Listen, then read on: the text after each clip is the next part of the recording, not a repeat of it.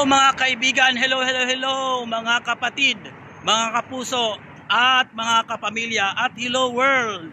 Ngayon ay talagang masasabi na natin na 100% okay na rito ang aming lugar dito sa may Alwada, Sharjah, UAE.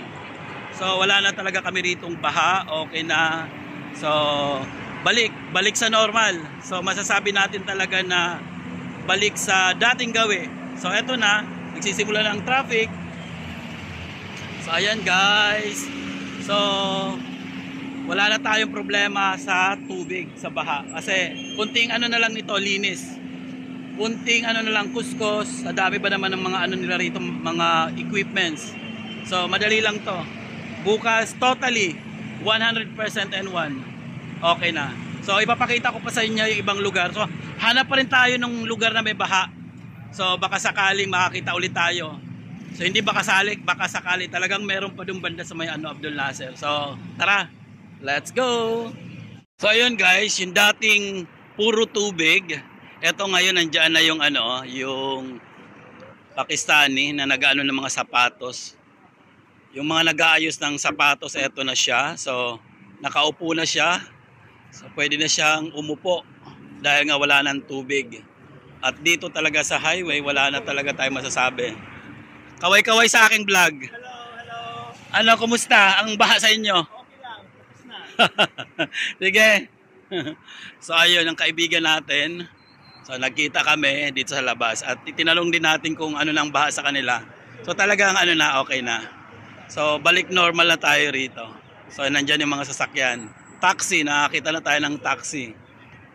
So ayan na yung mga private sasakyan. So mga truck, ayun, may mga may mga bus. Para yung public, hindi ko pa nakita yung public bus. So kahapon nakita ko na doon sa may sa may bandang Madjas at saka doon sa may Kasbah. So ayun guys, kinulang daw sa Pilipinas kaya balik ulit ako dito sa Al Dahab. So magpapadala ulit ako para makumpleto na since maganda naman ang rate. Samantalahin na natin to. So 1564 pa rin. Magpapadala na ako para matapos-tapos na yung project ko. May project kasi ako sa Pilipinas na kailangang matapos. So pasok ulit ako. So ito na nga, nandito na nga ako sa counter at nakapagpadala na ako. So ito si Kabayan. Si Kabayan Teller. Ay ka naman Kabayan, no? So ayan. So mabait si Kabayan. At eto na yung natin, kailangan palang pumirma. So eto na, labas na naman ako at napadala na tayo.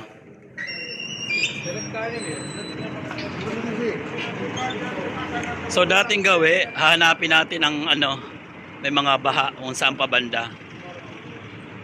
So etong na to pinadala ko ngayon ay saka na natin i-reveal. Charot! Hindi, may project kasi ako sa sa Pilipinas. So ayun.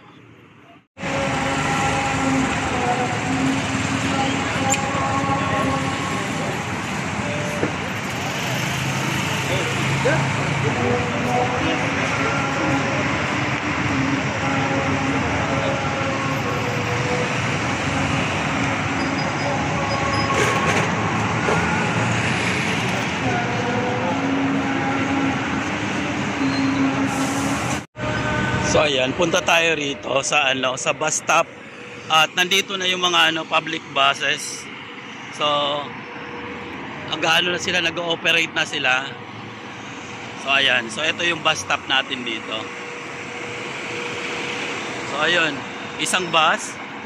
So dito ang baba. So talagang masasabi natin talaga na talaga normal na 101. Masasabi ko talaga na talagang simula na. So ayan, yung mga sasakyan nandiyan ganyan na kadami. At wala na talagang tubig tayo diyan. So okay na. Ito may konti, napaka-konti. So eto okay na. Ito naman yung isang bus na public bus to. Papunta naman to ng Sahara. So eto, yung kanina naman papuntang Dubai. At yung ibang mga bus na papuntang Dubai hindi ko pa rin nakikita. So ayun. So may nakita na tayong isa plus isang Isang Sharjah lang dito lang sa amin at isa sa Dubai. So ayan. So kahit papaano may dalawang na nakita ko na nagbibiyahe na. Tapos dito naman sa may service road, ito. Simula na medyo nagta-traffic na ng konti. Kompleto na yung mga sasakyan. Talagang may bus, may may taxi. So hindi na hirap talaga sa pagbibiyahe.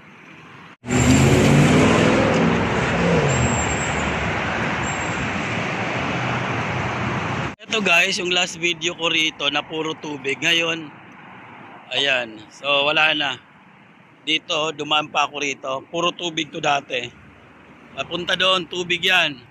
So dito kami nag-chay noon na diyan lumulutang yung taxi or yung sasakyan. So ngayon wala na rin, no. So tara, punta tayo sa may Viva kasi sabi mayroon daw 75 fils lang na biskwit. So guys, mayroon pa rin palang building na walang mga ilaw. Ayan, tulad yan, no. So wala pa rin silang ilaw. So sa amin, kompleto na.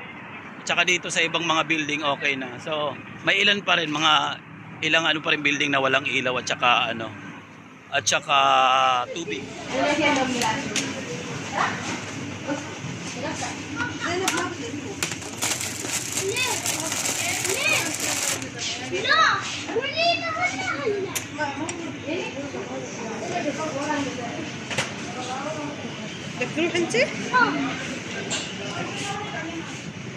Guys, pumasok na pala ako doon kanina sa may Viva at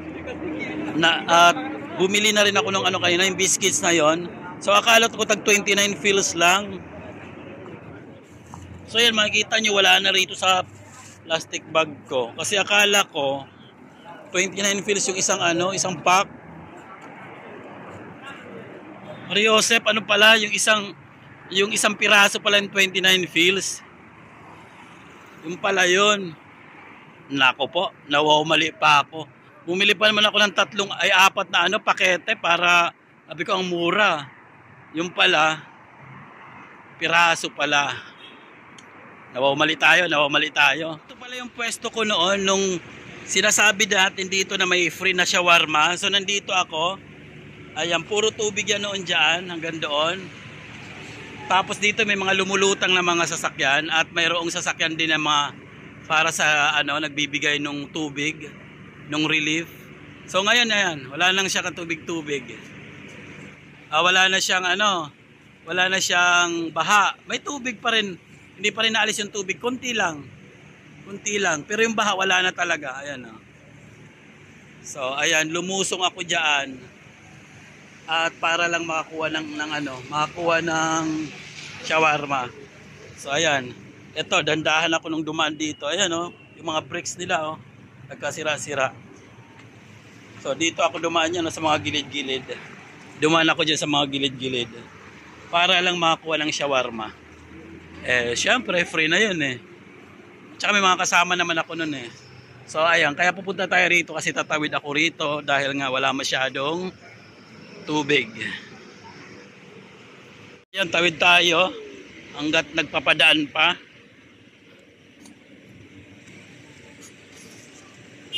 Madulas.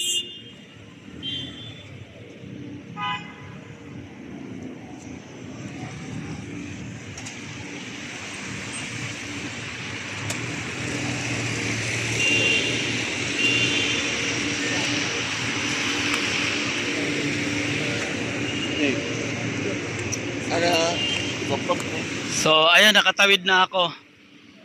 Dito na ako. Nakalagpas na rin doon sa sa may stoplight.